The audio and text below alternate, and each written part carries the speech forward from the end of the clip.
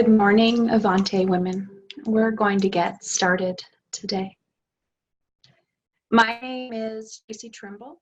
I'm a doctor of energy medicine, and what that means is that I work inside of the human bioenergetic layers of energy that surround us, that hold our cellular memory, specifically physical, emotional, mental, and spiritual.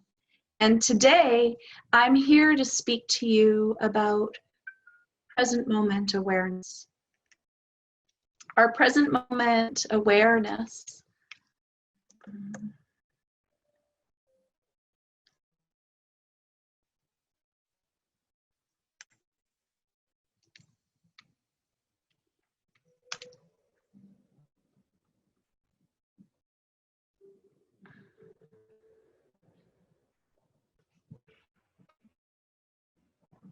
There we go. So I'm here to speak to you today about present moment awareness. We want to intellectually understand mindfulness. We want to know why it's so important. And we also want to know why we use mindfulness to learn, to share, to heal, and to grow.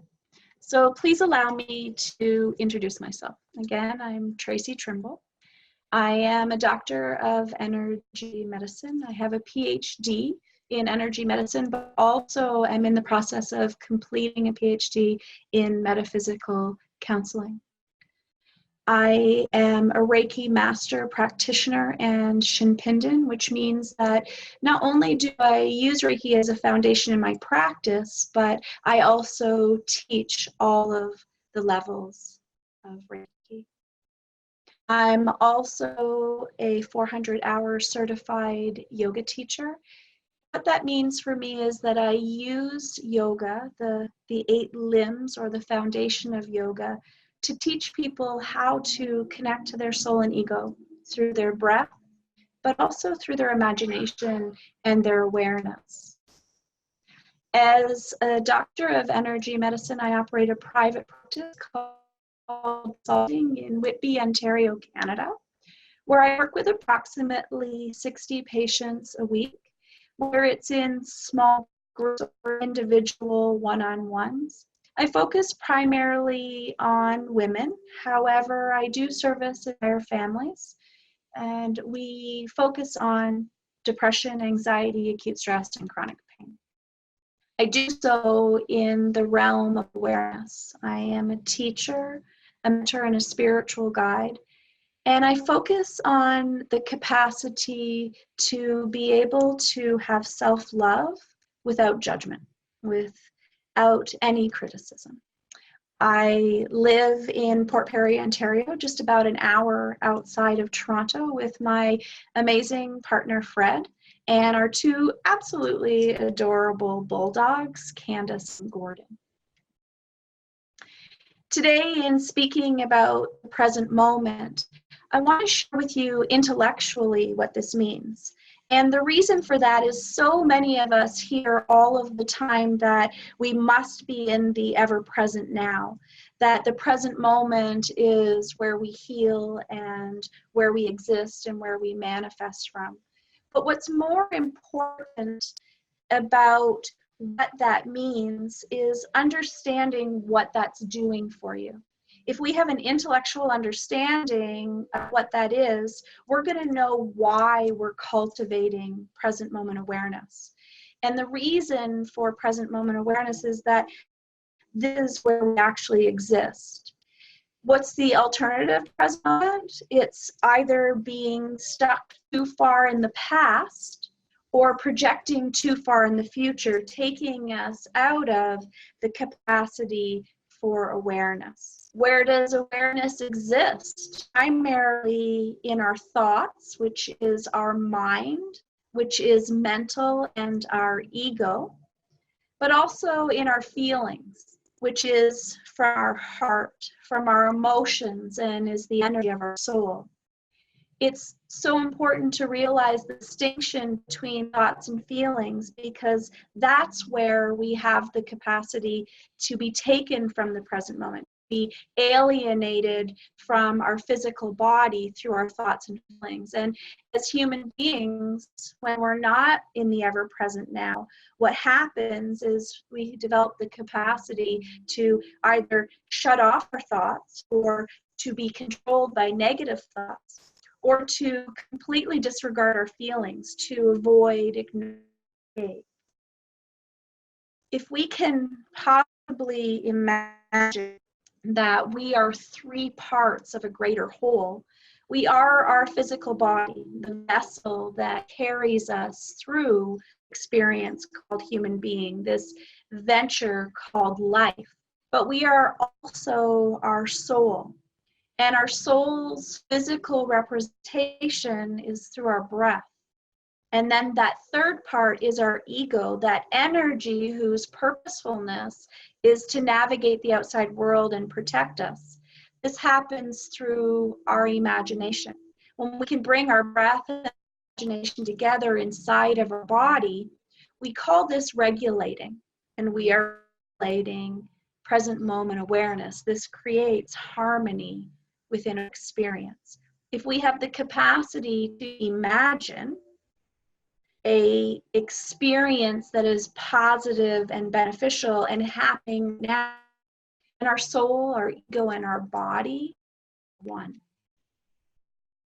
What takes us out of this present moment awareness is being triggered. We're triggered by energy that is of no value to us, by people, places, things, scenes, situations, and scenarios that we interpret to not be beneficial. They cause us harm and suffering. As a matter of fact, it has been proven in bioenergetic studies that we can be triggered by thoughts and by emotions, real or perceived, that send us into fight, flight, or freeze. That means that we are literally taken by an experience of the present moment. Our sympathetic and our parasympathetic nervous system goes into overwhelm. It creates within us a reaction or a reactive response chemically. And we are very commonly aware of this chemical reaction being called adrenaline. The purpose of adrenaline during fight, flight, or freeze is to shut down the operating system called the human body and to send all of our energy to our muscles so that we can literally escape whatever it is that has sent our parasympathetic nervous system into overwhelm.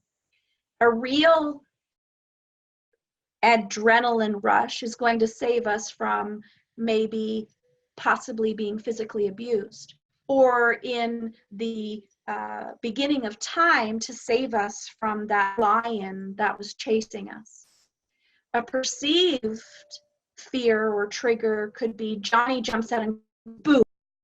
In either of those moments, we are in real danger. The adrenaline gets used up.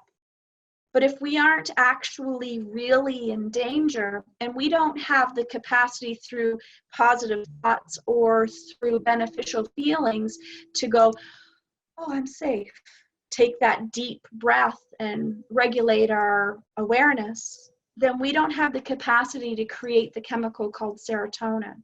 And it's serotonin that washes away the adrenaline. So if the adrenaline has been initiated, we've gone into overwhelm, but for no reason, then the adrenaline seeps into our muscles, our tissues, our bones, our organs, and it causes what we most commonly know as stress. And it accumulates over time within our awareness, causing us to not be in present moment awareness. This takes us out of our state of truth or our state of reality. And this truth and what is meant to be our reality is being one, a body, a mind, and a heart that are working together to navigate the outside world for our highest good. This oneness is called energetic awareness. And if we lack energetic awareness, it most likely means that we're being controlled and compelled by outside forces that we are unconsciously aware of. In the 1800s, as psychology was an infant, a concept of alienation was created. In that time, psychologists, or even those that we would know now as psychiatrists or psychotherapists, believed that we alienate our experience. And they were actually called alienists, those who were established to figure out how we go out of present moment awareness and what effects that has on us, were indeed called alienists. And what they realized is that we have the capacity to live only in two places. There are only two energetic spaces that human beings live in. The highest vibration is love, and this vibration is fear.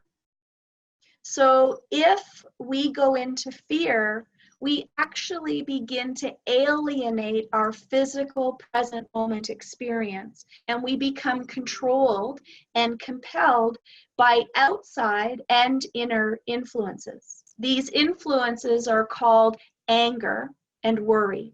They are the absolute lowest energetic frequency and vibration called fear. So fear is created by anger and or worry, and that steals from us our mindfulness or our present moment awareness. Essentially what I'm saying, if you are not moving closer to love physically, emotionally, mentally, or spiritually, then you are moving closer to fear. And in fear, it is impossible to be mindful in the present moment. So you go into one of two directions. So let's talk about anger and worry for a moment. Anger is the energy of our emotions becoming too overwhelmed. Travel to the past. We're triggered by a hurt in the present moment that leads us to believe that it is very likely that we're going to get hurt again. And in order to defend and protect ourselves, our emotions shut off. All of our energy goes to a singular fear energy called anger. Anger takes from us the opportunity to be mindful, and we get trapped too far into the past. I like to use the analogy of we're in quicksand in a pair of rubber boots that are too big for us, and we are so terrified of falling out of our boots that we don't even realize that we're in the quicksand, that we don't have anywhere to go. The energy of anger creates the vibration of depression. If you are aware of depression, if you have been self-diagnosed or diagnosed by a medical profession, it's very important to realize that this is emotional. That is the capacity to shut off all emotions. Our emotions are our warning system. The system that we have the capacity to feel an emotion, and therefore it's warning us that we're going out of alignment with our truth. So if anger is emotional, we are projected to our past, then worry is the opposite. Worry is intellectual, it's mental, it's all about our thoughts. And instead of, like anger, projecting to the past, we project too far into the future. And what that does is it steals our mindfulness and it creates in us anxiety. It's very important that we have the capacity to be aware of where we're at. And being aware of where we're at comes in 4 different phases. And these are called the 4 levels of awareness.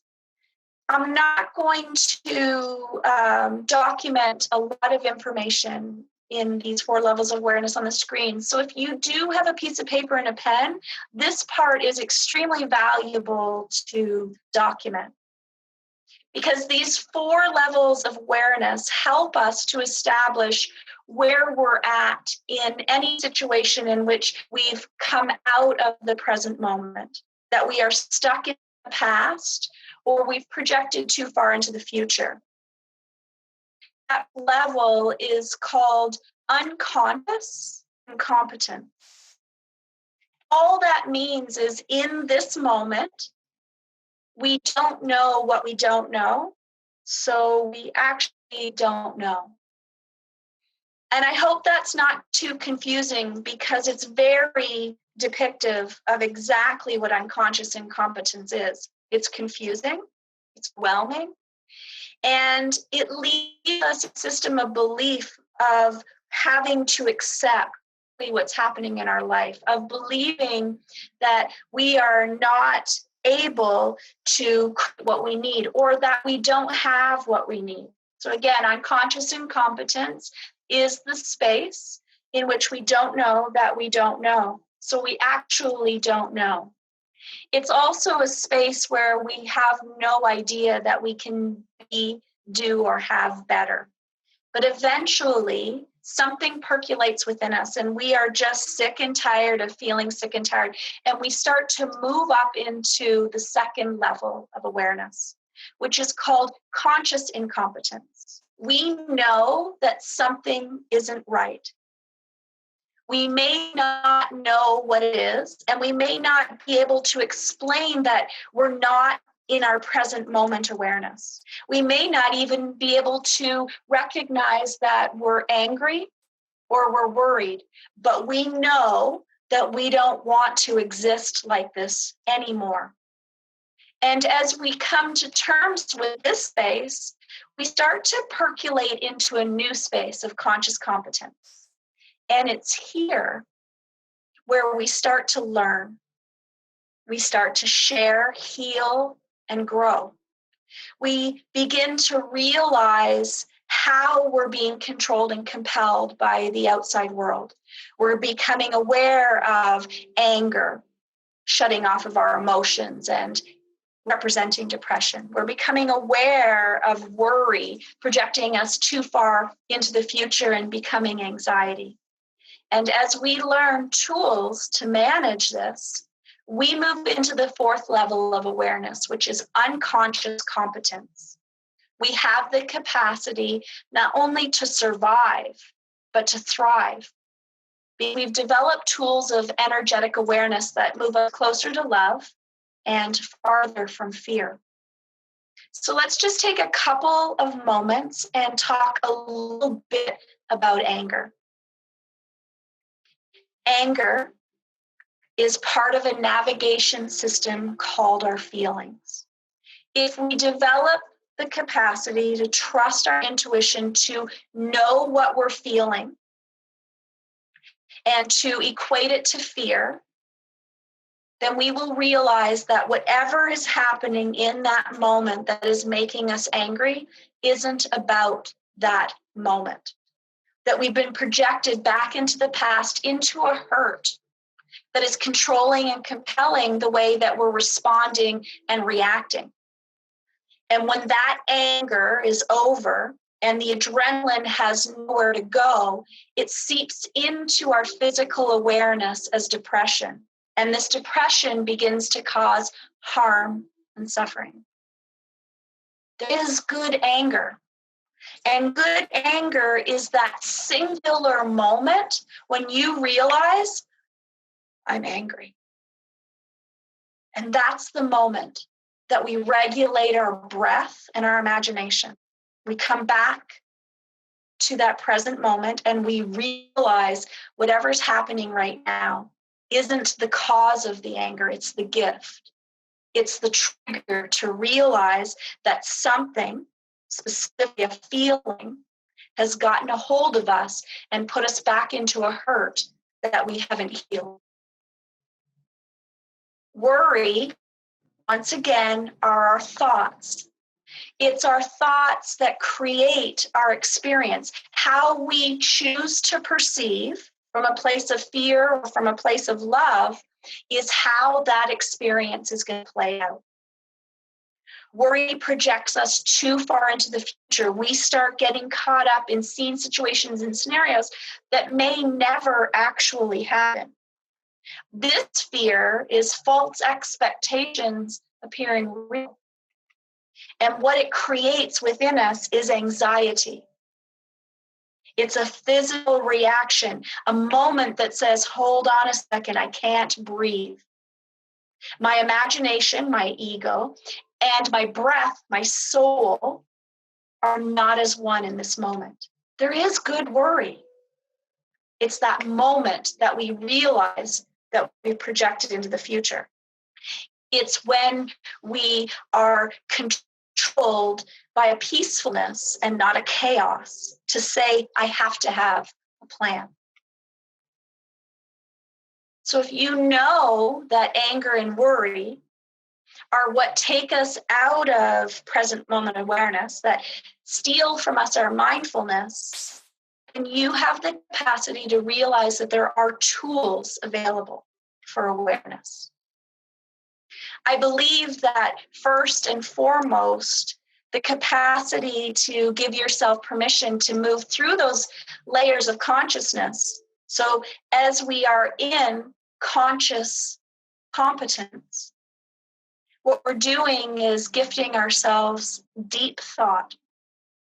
By deep thought, I mean self-awareness without judgment and criticism, but for the purposefulness of reconnecting and knowing, reconnecting to our thoughts and feelings, but also knowing the difference between thoughts. Thoughts come from our mind, feelings come from our body. These tools create self-love. When we can love ourselves unconditionally, we aren't searching for other people, other places, or other things to gift us our self-worth, to gift us our present moment awareness. And I believe that this is called energy medicine, when our breath, the physical counterpart of our soul, and our imagination, the spiritual counterpart of our ego, are one inside of our physical body, not worried about navigating the outside world around us, then we are practicing awareness. The only energy, one of the only things that we can do, that we cannot be in anger or worry at the same time, is gratitude.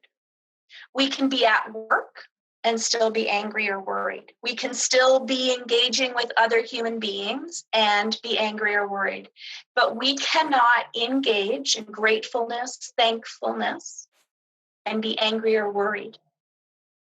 So if we have the capacity to find our breath and use our imagination to find even just one thing that we can be grateful for or about in this moment, we are actually releasing anger and worry. We're regulating ourselves back to the present moment. I personally find journaling very powerful, but I know many people don't. And what I would like to do just for a moment is to explain journaling, because people think it's about writing down what they're thinking about. And I don't necessarily believe that that's what journaling is. Journaling is any activity that brings soul and ego together that creates a physical experience. So we can journal by writing a story, by doodling in point form. But what we're doing is we're taking whatever is within our mind and is our emotions, and we're documenting it on paper. As we take something from our brain and our emotions outside of our body and put it on a piece of paper, we're bringing actual present moment awareness to it. We can look at it from an independent perspective, from a non-consuming energy. There's also guidance. I think this is an incredibly powerful tool of awareness. Human beings are not solitary creatures. We may crave freedom and independence, but we aren't meant to be alone. Guidance can come from friends and family. It can come from the universe. It can come from a professional like myself who you're working with as an accountability partner. I personally believe that yoga and a first degree of Reiki are incredibly powerful tools. In yoga, we are using physical postures to reconnect our breath and our imagination within our body. We're coming back into the present moment and we're becoming aware of where this anger and worry is stored in our physical body, and we're releasing it. First degree Reiki is called Shoden, and its purposefulness is all about self-care. It's about cultivating the capacity or the power to use your breath and your imagination to literally heal physical, emotional, mental, and spiritual wounds within your own psyche, within your own physical infrastructure, but also within your spiritual awareness. All of these things are self-love. I'd like to speak to you a little bit about what spiritual showering is in terms of self-love. In 2015, there was a bioenergetic study done that asked 10,000 people to wear a heart monitor and a brainwave monitor to indicate how many times on average in a single day we go into fight, flight, or freeze. What we're triggered by so unconsciously that we're not aware that we've gone into fight, flight, or freeze. When the brain monitor goes off, it's mental. It's stress-based. When the heart monitor goes off, it's emotional stress. Both heart and brain had to go off at the exact same moment in time for the exact same duration and the exact same intensity, and that was called a trigger. On average, these studies showed that women and children, so those identifying as female and also people under the age of 12, 800 times a day. 800 times a day, we are triggered by a fear that sends us into fight, flight, or freeze, creating an anger and or a worry. 25 years ago, psychology believed that you could only be angry and or worried.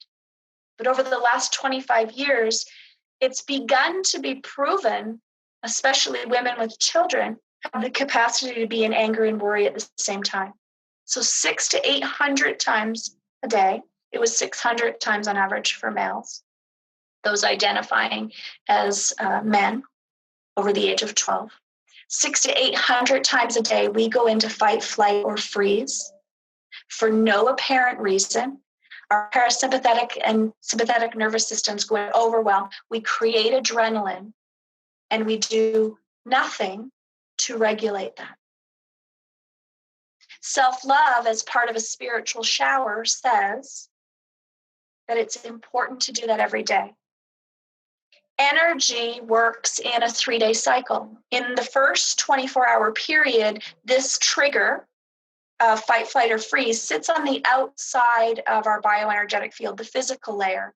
And it says, I'm triggering her and she doesn't notice. After 24 hours, it seeps into the layers of your emotional and mental, which are so close together that sometimes we don't know the difference between emotional and mental, between thoughts and feelings. And it sits on those two layers or between those two layers and says, oh, she hasn't noticed I'm here. And in that third 24 hours, it moves into your spiritual realm, into your cellular memory. And it attracts to other like energy, and it starts to accumulate. This is called an energetic block. And what is it blocking you from? Self-love, from the capacity to regulate through breath and imagination. And it's attracting anger or worry, depression or anxiety. If we don't find something to spiritually shower every 24 hours, we're accumulating. So if you can imagine, there are 365 days in the year. And actually, before I go into this, you might want to write this down just so that you have this information for yourself. If you have 365 days in a year times the 800 times a day you're triggered without your awareness to go into fight, flight, or freeze, and you are however many years you are old, that's going to tell you how many layers of trauma exist within your cellular memory that have never actually been true. They're perceived. So at my age, and I have never done any spiritual showering, that's over 14 million layers of non-beneficial energy. Spiritual showering is something you do for 90 seconds every day that says, I love me, and I am willing to be in the present moment to regulate. Meditation, yoga, walking in nature, dancing, laughing, smiling, having a few minutes to breathe. That's a spiritual shower. This has to be done at least once every 3 days. But if it's just 90 seconds, we've got to learn to gift ourselves that love. Why 90 seconds?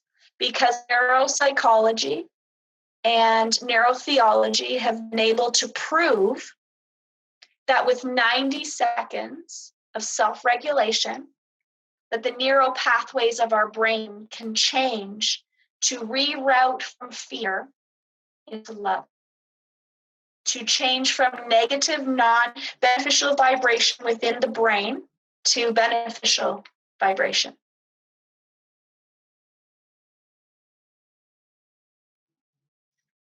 This self-regulation, this is the intellect of mindfulness. And what I'd like for you to know before I wrap this up is that I am here for you.